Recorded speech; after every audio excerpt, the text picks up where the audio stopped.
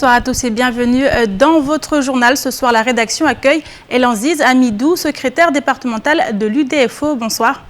Bonsoir. Alors la grève générale se profile et semble aujourd'hui inévitable. Une grève générale interprofessionnelle à laquelle l'UDFO va participer. Vous nous en direz davantage tout à l'heure dans ce journal. Avec nous également Chakila Issouf, journaliste à KTV. Bonsoir Chakila. Bonsoir.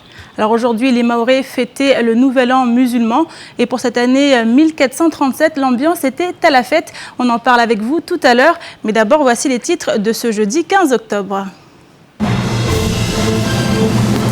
Le local de la DSDS situé à Kawéni a été cambriolé cette nuit. Une quinzaine d'individus cagoulés s'en est pris aux agents de sécurité avant de prendre la fuite avec 2 ordinateurs. Des faits divers devenus tristement banals à Mayotte. Explication. Les fidèles du département fêtent aujourd'hui le Nouvel An islamique. Dans le chef-lieu, après une prière collective, le premier jour de l'an 1437 a été l'occasion de moments de partage entre les Fundis et leurs élèves. Reportage. L'association des déficients sensoriels de Mayotte permet actuellement à une vingtaine d'enfants de participer à un camp de vacances au centre équestre d'Ajangwa. L'occasion pour ces jeunes de partager des moments inoubliables grâce à des cours de médiation animale et des cours d'équitation adaptés. Cette nuit, les locaux de la DSDS, la direction de la solidarité et du développement social situés à Kawéni ont été cambriolés. Près d'une quinzaine d'individus cagoulés s'est introduit dans les locaux afin d'y dérober le matériel des agents. Les 2 gardiens qui surveillaient le site ont prévenu la police puis leur hiérarchie avant de se mettre en sécurité dans un bureau. Ce service annexe du conseil départemental, pourtant gardé par des agents de sécurité, n'est pas victime de son premier cambriolage. Un sujet signé Pierre Bellucci, Abbas Salidi et Fred Souleymana. À Mayotte, les faits de cambriolage sont devenus monnaie courante. Personne n'est épargné par des cambrioleurs qui sont de plus en plus organisés. Ils attaquent le plus souvent en bande, cagoulés et gantés. L'un des agents de la DSDS témoigne après ce nouveau cambriolage. Hier soir, les gardiens ils m'ont appelé. C'était vers 2h du matin pour m'informer qu'il y a des voleurs qui sont rentrés. Donc ils m'ont informé qu'ils ont déjà appelé la police, mais la police met du temps pour arriver. Du coup, ils se sont mis en sécurité et puis ils ont subi des jets de pierre et voilà. L'un des 2 agents de sécurité présents au moment du cambriolage témoigne également de ce qu'il a vécu. Une expérience traumatisante pour un métier devenu très dangereux.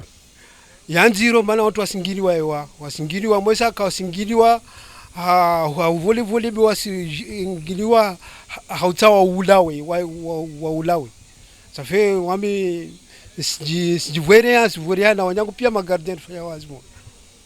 2 ordinateurs ont été dérobés. La police, arrivée sur place après 15 minutes, n'a pu interpeller les malfaiteurs. Une enquête est donc en cours, mais il s'agit là d'un cambriolage de plus, sur un territoire où les personnes et les entreprises qui n'en ont pas encore été victimes font figure d'exception. Et direction maintenant à la baie des Tortues avec cet appel à projet lancé pour la construction d'un hôtel sur le site. 2 projets avaient été sélectionnés. L'un portait sur un hôtel 4 étoiles tandis que l'autre proposait un ensemble de bungalows de plage s'appuyant sur l'existant. C'est le second projet qui a finalement été retenu. La décision a cependant de quoi étonner. La future structure étant moins ambitieuse et comptant une capacité d'accueil beaucoup plus faible.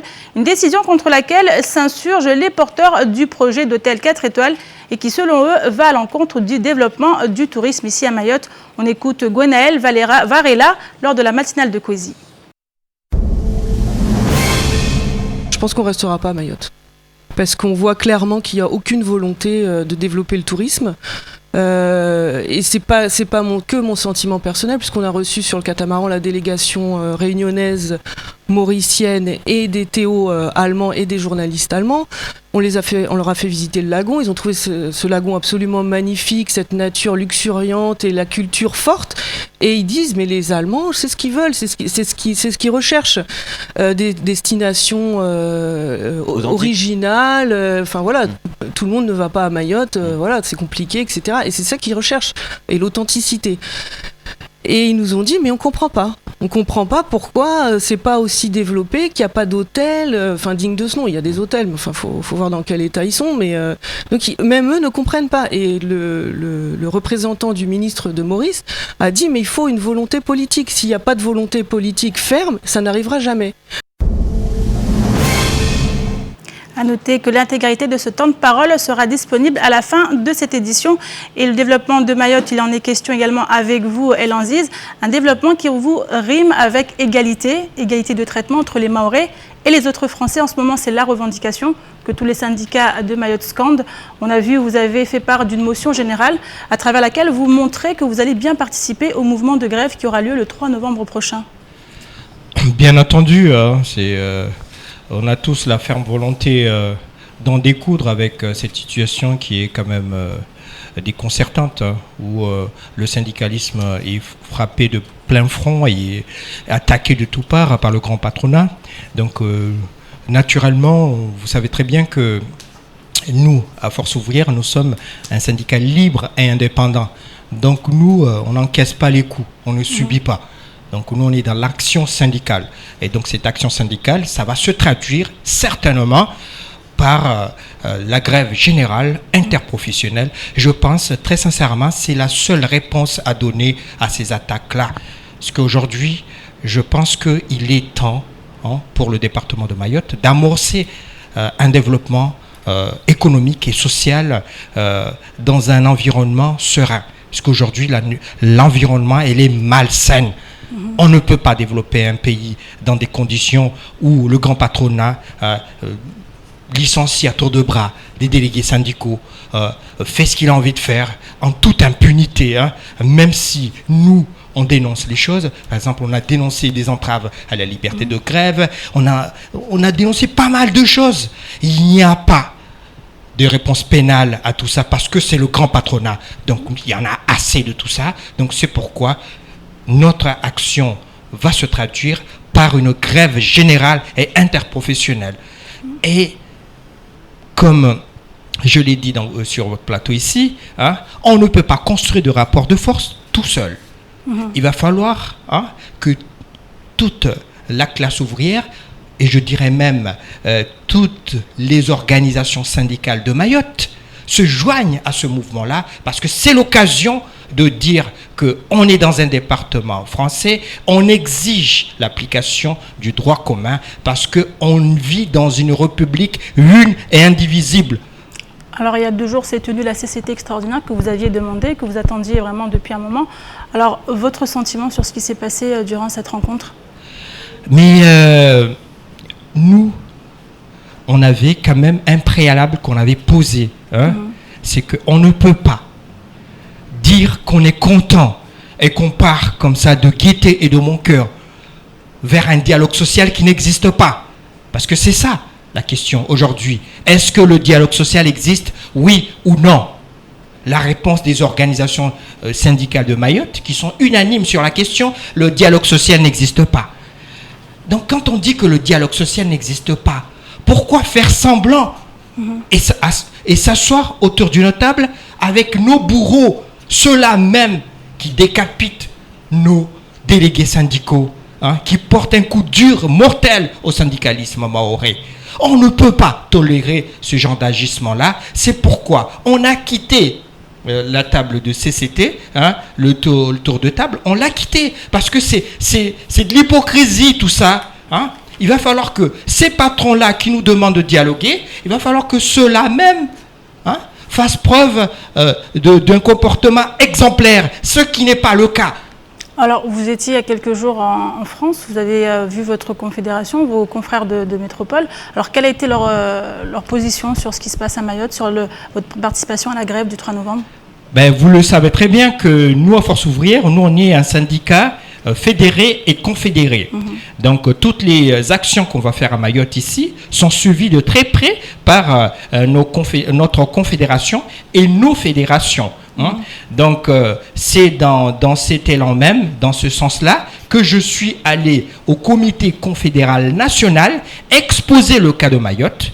Et vous imaginez, j'ai reçu un soutien indéfectible des confédéraux et des fédéraux pour que on lutte et on continue à lutter et qu'on engage ce rapport de force-là qui va se traduire, comme je l'ai dit, par une grève générale interprofessionnelle. Ils sont avec nous, ils nous soutiennent à 100%.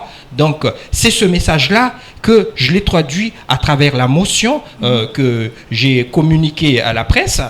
Cette motion-là, elle est soutenue par la Confédération Force Ouvrière de Paris et par toutes les fédérations Force Ouvrières au niveau de la métropole. Donc, aujourd'hui, au niveau de notre organisation syndicale, nous sommes prêts à construire ce rapport de force-là pour que le 3 novembre, on puisse quand même dire que on vit dans un département français, on a droit à l'égalité républicaine, on a droit aussi au respect de notre liberté syndicale. C'est cela même que nous voulons que ce soit respecté, parce que s'il n'y a pas de liberté syndicale, s'il n'y a pas d'indépendance syndicale, il n'y aura pas de dialogue social. S'il n'y a pas de dialogue social, il n'y aura pas de commission consultative de travail, parce que c'est une instance de dialogue social. Et si on refuse, si le grand patronat refuse de respecter les syndicats, s'il refuse d'arrêter les attaques qui portent sur le syndicalisme mahorais, nous, on va aussi refuser de faire semblant. Nous aussi, on va refuser l'hypocrisie qui est ambiante et qui est en train de se construire aujourd'hui. Alors, concernant cette grève du 3 novembre, quelle forme prendra-t-elle ? Je l'ai dit que ça revêtira la forme d'une grève interprofessionnelle. Blocage de la population, blocage des institutions. C'est pas à moi de dire comment ça va se passer. Ce sera une grève, il y aura un préavis de grève qui sera déposé et tous les agents du secteur public et privé pourront y participer parce que c'est un droit qu'ils pourront exercer. Et à partir de ce moment-là, ce sera à eux, l'Assemblée des grévistes, ce sera à eux de décider du mouvement. Ça peut être une marche, ça peut être des blocages, ça peut être tout ce que l'Assemblée des grévistes décidera. Donc, moi, j'appartiens à l'organisation Force Ouvrière. Demain, nous serons en grève interprofessionnelle avec une intersyndicale. Donc aujourd'hui, je ne prétends pas régenter tout ce beau monde-là, parce que je l'ai tout le temps dit que nous sommes dans l'unité. Et cette unité-là se traduira par l'action syndicale et la grève générale interprofessionnelle. Merci beaucoup, Elanzi Amidou. Je rappelle, vous êtes le secrétaire départemental de l'UDFO. Et on continue avec la journée de prévention, culture et santé organisée pour la 3e année consécutive par l'IREPS et l'ensemble des membres du pôle régional de compétences de Mayotte.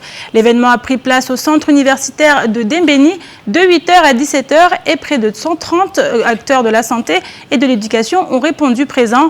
Conçue comme un espace d'échange et de partage d'expériences, la journée s'est déroulée au rythme d'une conférence et de 6 tables rondes. Reportage signé Abbas Alidi, Pierre Bellucci et Leslie Vimné. Cette journée de prévention, culture et santé a débuté par une conférence suivie de 6 tables rondes. Parmi les grands thèmes abordés, naître à Mayotte, maladies chroniques, traitement et culture ou encore santé mentale. De quoi permettre aux différents acteurs présents d'échanger leur expérience et leur point de vue. Donc cette journée va permettre aux différents professionnels invités, donc 130 personnes qui sont aujourd'hui ici, qui sont intéressés par la thématique et qui veulent justement rencontrer, échanger pour pouvoir après repartir avec plus d'éléments, plus de motivation et repartir dans leurs associations, leurs structures, leurs institutions et continuer à faire ensemble. Cette journée est une journée, mais n'est pas seulement une journée, mais elle va continuer puisque les gens vont pouvoir se rencontrer et créer des échanges et créer de l'action aussi et de la réflexion par la suite sur l'éducation et la promotion de la santé à Mayotte. Cette journée vise en effet à contribuer au développement d'une culture partagée en promotion de la santé, d'aider à valoriser les projets locaux et à améliorer la qualité des actions réalisées dans ce domaine à Mayotte. Une journée qui revêt donc un caractère indispensable, comme l'explique le directeur de l'IREPS. Surtout en fait des questionnements, parce qu'on est chacun dans son bureau, chacun dans ses activités pour tout au long de l'année et On se demande, et ça arrive dans tous les métiers, on se demande est-ce que ce qu'on fait est bien, est-ce que je ne pourrais pas le faire mieux avec d'autres partenaires.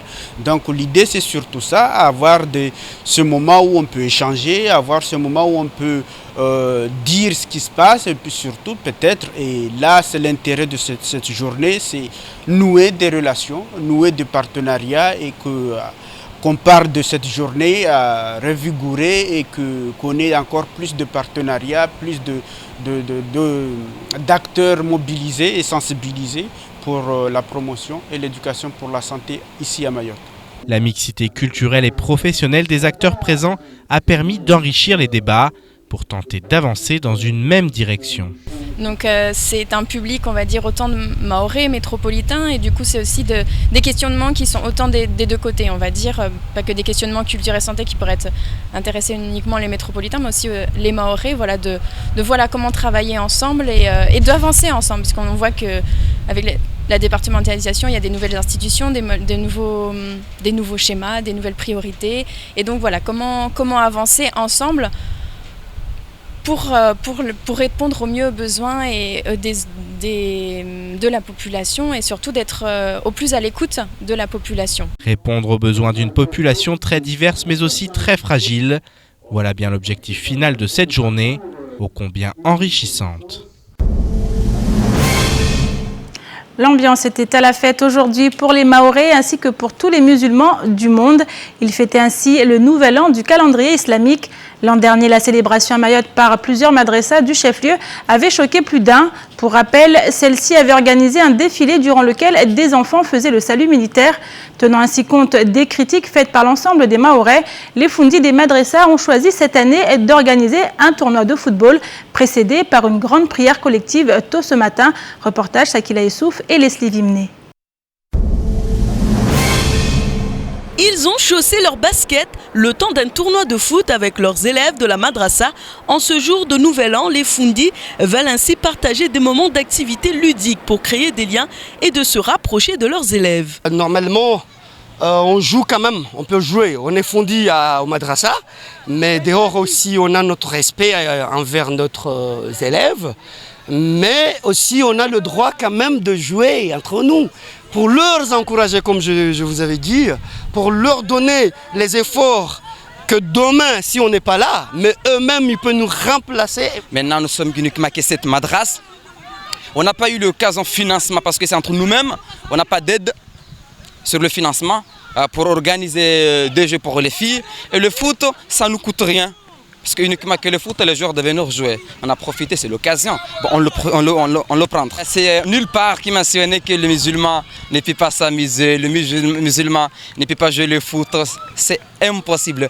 Il n'y a aucune. Et c'est vrai, c'est vraiment différent entre cette année et l'année dernière. Parce que l'année dernière, on a fait quelque chose que tout le monde a paniqué. Ou bien il y a des gens qui ont paniqué. Cette année, on a réuni avec les gens de Mamoudzou, surtout à la mosquée du vendredi, pour planifier comment on fait quelque chose pour que tout le monde a comprendre que notre initiative, c'est la célébration de la nouvelle an musulman. Ce jeudi, les Mahorais fêtent le nouvel an musulman. Après une prière en plein centre de Mamoudzou à 6 h du matin, les différents Fundis ont rassemblé les jeunes de leurs madrassas respectives sur le terrain du Baobab pour un tournoi de football. Et le moins que l'on puisse dire, c'est que ce petit match a conquis l'ensemble des participants, attirant même des anciens élèves qui ont délaissé les bancs de l'école coranique. Non, justement, avant, dans les Choni, il n'y avait pas ça, parce que c'est pour ça, je dirais pas c'est pour ça qu'on a quitté tôt le Choni, mais maintenant il y a beaucoup des activités, de la plage, même il y en a des Choni qui partent en voyage, j'ai entendu, il y en a qui sont partis, je sais pas, en Afrique, ça fait plaisir. On va retourner, Inch'Allah. C'est une bonne année musulmane, du coup on s'est tous réunis, plusieurs Choni pour s'amuser ensemble, quoi. Ça nous aide aussi à les temps de jeu qu'on reste à la maison à rien faire. Du coup, on se retrouve ici au terrain à s'amuser et c'est bon, quoi. En plus, on est en pleine vacances. Le nouvel an islamique n'est pas seulement l'occasion de faire des prières collectives, mais aussi et surtout de se retrouver dans la fraternité pour prendre conscience qu'il faut rester unis au nom de notre humanité. Ce sont des valeurs dans lesquelles ces élèves se retrouvent et le plus surprenant pour eux, c'est de voir que leurs Fundis ont laissé leur boubou pour un short de football. Ça fait bizarre parce que c'est quand même des professeurs et je ne m'imaginais pas jouer sur le terrain avec les Fundis. C'est nouveau, oui.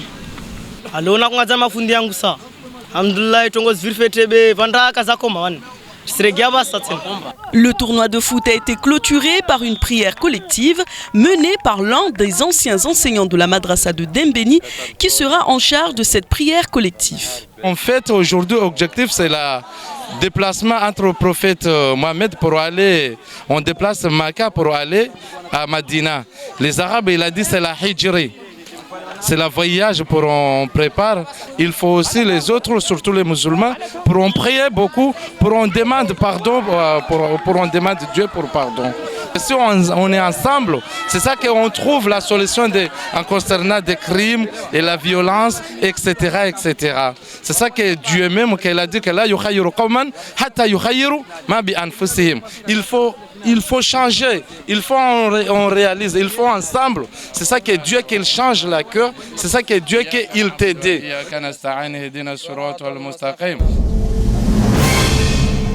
Et pour clôturer comme il se doit ce premier jour de l'an 1437, un majlis est prévu ce soir à la mosquée du vendredi de Mamoudzou.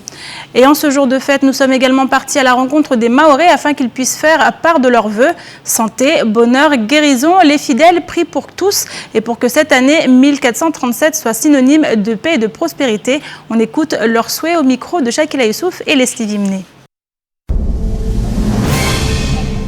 Bon, cette nouvelle année, moi, je souhaite que Dieu nous protège et que nous guide dans le droit chemin, surtout à nos enfants. Au niveau de la délinquance et tout, qui guérissent les malades qui sont franchement graves et qui nous protègent, voilà, qui nous donnent la santé et tout, voilà. Dua handa na tsoe miliani mili dua rabzide babangu na miangu ilo kamba akiama Mwenyezi Mungu amuvene mayauma haunu pia amshikijie yabili nsumilia dua wananyangu ilo kamba de walolo talibanu Mwenyezi Mungu awajandie kamungu abenze awabe shikali kamungu abenze pia watu walomona ilo talini yararunzo mya Mwenyezi Mungu na kwa kila mwana ilo kamba harumwa msomo Mwenyezi Mungu amjandie msomo wale kaisamba de wangu tu be pia wana ilo kamba wasoma Mwenyezi Mungu ajandie abe jitihadi ilo kamba washinde wasome wajawaleleti yatu nikamungu abenze sivenze nibushurie mwahamwema wa Maore kamili umwaha wa Uislamu harimai Kwezi TV. Nisimia le hairi mtu yani ma nori conseil départemental wa zungwe solution ata ka vulawe zitombu karna shanza zini kula mtu apare zahe.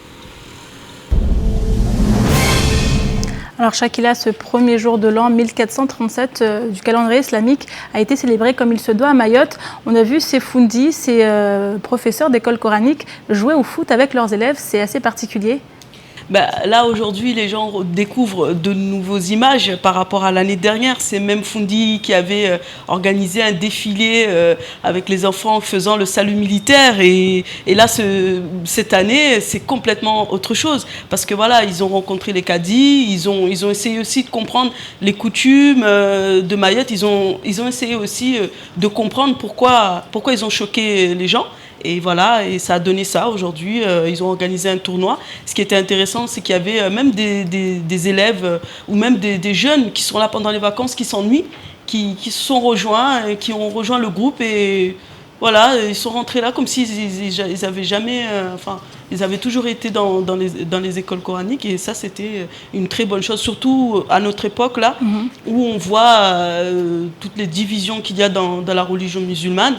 Où on voit il y a plein d'écoles, il y a plein de professeurs, il y a plein de divisions dans l'islam. Ce genre d'événement permet de montrer que, au contraire, cette religion, elle peut rassembler.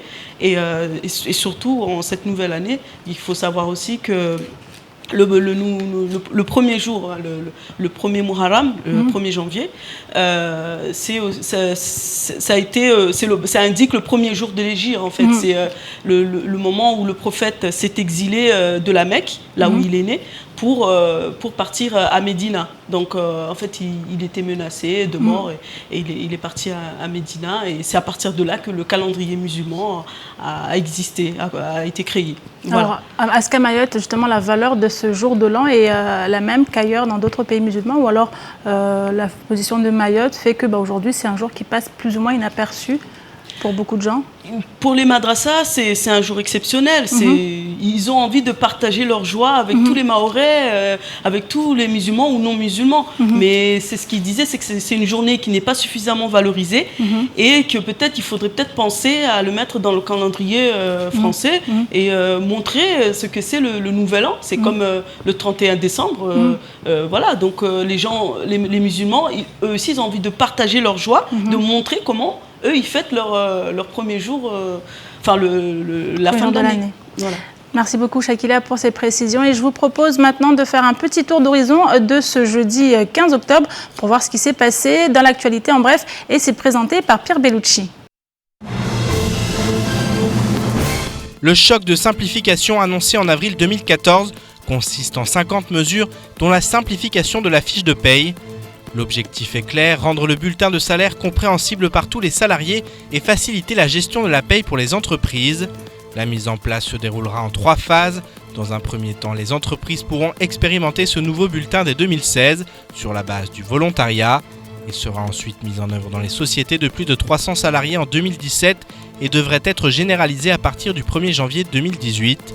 Pour l'heure, les syndicats restent très attentifs et la CGT dénonce déjà la perte d'informations indispensables, notamment sur les détails des taux et bases de calcul relatifs à la retraite. En partenariat avec le lycée Younoussa Bamana, la mairie de Mamoudzou, le service politique de la ville de la préfecture et l'association des naturalistes, des stages conventionnés sont développés comme solution alternative aux sanctions scolaires pour les jeunes en difficulté et en décrochage scolaire. L'objectif de ces stages de citoyenneté est d'éviter aux jeunes de tomber dans l'errance et la délinquance en leur proposant des actions éducatives qui les impliquent et leur apportent de nouvelles compétences.